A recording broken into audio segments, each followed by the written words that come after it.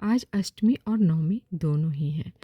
तो सुबह सुबह उठ करके सबसे पहले तो घर की साफ़ सफाई होगी, उसके बाद ही आगे कोई काम करूँगी। तो सबसे पहले उठ करके घर में झाड़ू लगाया और झाड़ू लगा करके फिर पोछा लगा करके, यानी कि घर बार सबसे पहले करके, और उसके बाद में मैं नहाने के लिए गई।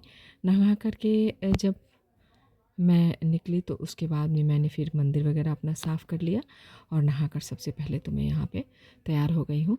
तो तैयार होकर के बिंदी वगैरह लगा लिया है, माँ की आज्ञा का पालन कर लिया है, और सुबह सुबह आप सबको राम राम जी। इतना सब कुछ काम हमारा हो गया है, और एकदम जल्दी उठकर जल्दी जल्दी काम हमने अपना इतना कर लिया है, क्योंकि फिर नहा करके अब हमें चलना है किचन में बनाने के लिए, क्योंकि आज हमारे यहाँ नौमी की पूजाई की जाती है। तो नौमी की पूजाई के लिए रात में किचन की साफ़ सफाई हो गई थी, और सब कुछ पूजा वाला सामान जो था ना, वो सब धोकर साफ़ करके और रख दिया था, ताकि सुबह हमें ज़्यादा झंझट ना करना पड़े।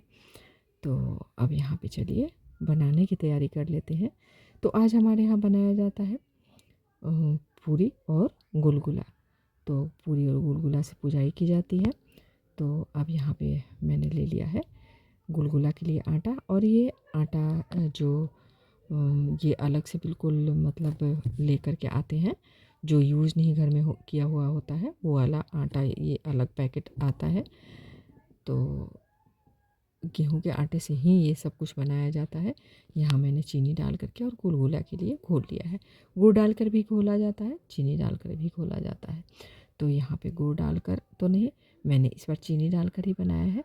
चीनी डालकर अच्छे से इसे फेंट करके और कुछ देर के लिए इसे रेस्ट पे रखना पड़ता है, ताकि आपका गुलगुला ना सॉफ्ट और बहुत अच्छा नरम बनेगा।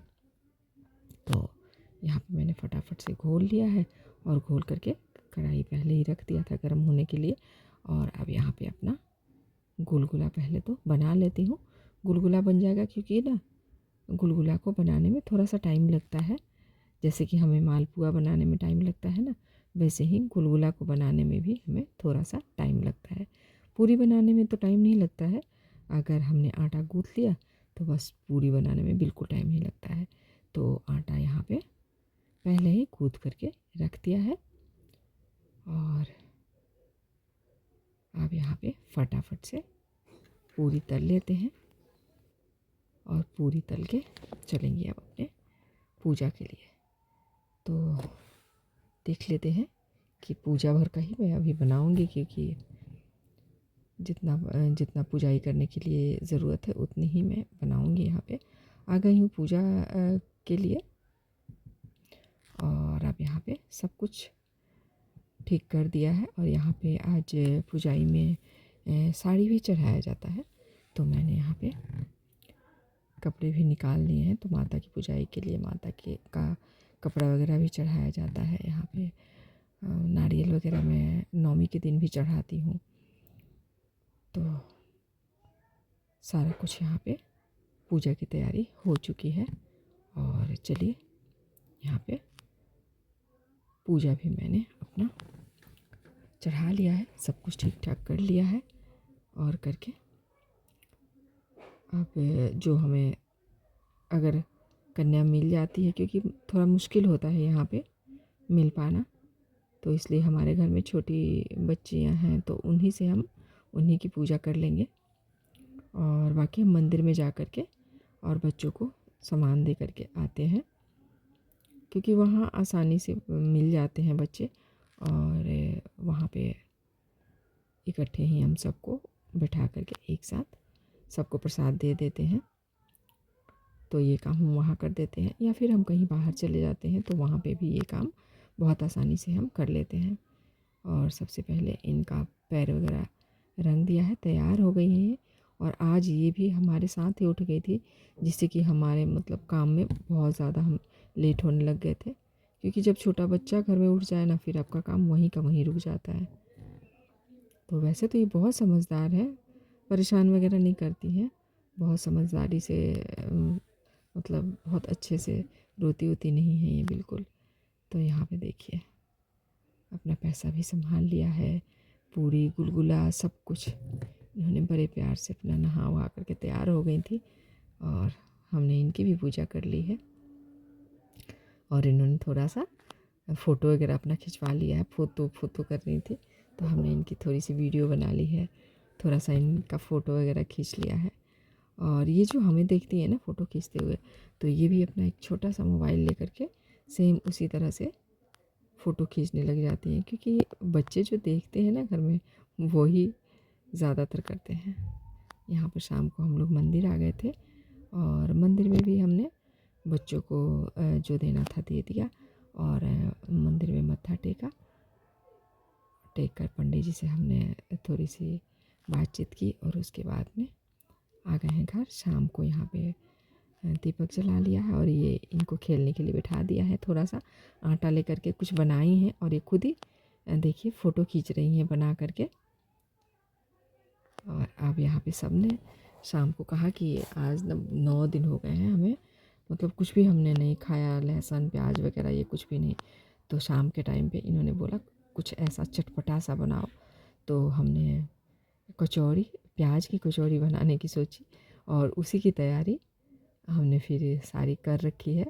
और यहाँ पे मैदा में नमक, अजवाइन, कलौंजी डाल करके और फिर थोड़ा सा घी का मोयन डालकर और एकदम सॉफ्ट सा आटा हमने लगा लिया। तो सोचा चलो शाम का खाना भी हो जाएगा सबका और सबका मुंह भी चटपटा हो जाएगा।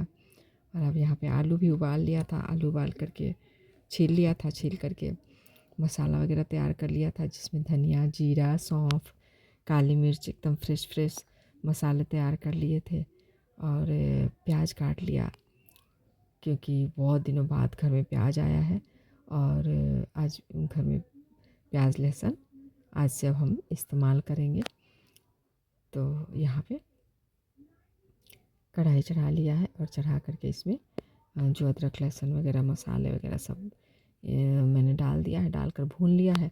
और यहाँ पे बारीक कटा हुआ प्याज, क्योंकि प्याज की कचौड़ी में प्याज ज़्यादा मात्रा में पड़ती है तो ढेर सारा प्याज काटा है, फिर बेसन डालकर भून लिया, हल्दी लाल मिर्च वगैरह डाल करके भून लिया है।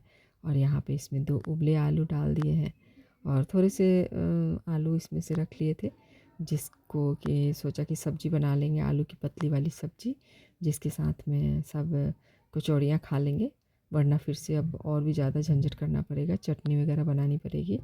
तो हमने इसी में से मतलब फटाफट से अपना दूसरा काम भी करके शॉर्टकट में मारा है। लेकिन शॉर्टकट तो क्या ही बोलेंगे, पूरा दिन सुबह से बस यही काम हुआ है। और यहाँ पे फटाफट से हमने कचौड़ियाँ भी फिल करके तैयार कर ली है। और ये कचौड़ी राजस्थान की बहुत ही फेमस रेसिपी है, प्याज की कचौड़ी।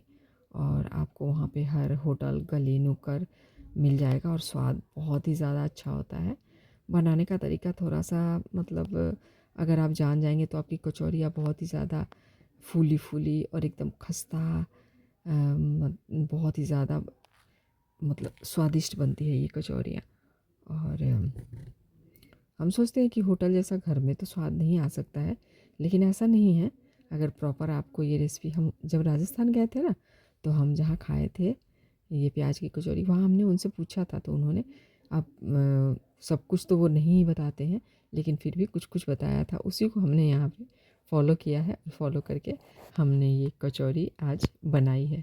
अब देखते हैं स्वाद कैसा है। तो चलिए आज के लिए बस इतना ही, तब तक के लिए जय राम जी की।